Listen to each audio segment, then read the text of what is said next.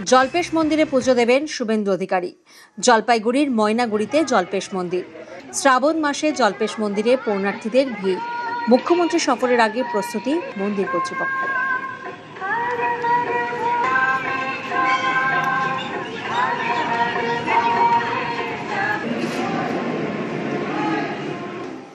এখন আমাদের স্বয়ং মুখ্যমন্ত্রী এখানে উপস্থিত আছে, এটা আমরা খুব খুশি, খুব খুশি। এই দীর্ঘ ইতিহাসে এটা প্রথম কোন মুখ্যমন্ত্রী এখানে আসছেন এবং উনি স্বেচ্ছায় এসে এখানে পূজা অর্চনা করবেন, পুজো দেবেন। আমরা ব্যস্ত, মানে আমাদের খুব প্রাণ ভরে গেছে।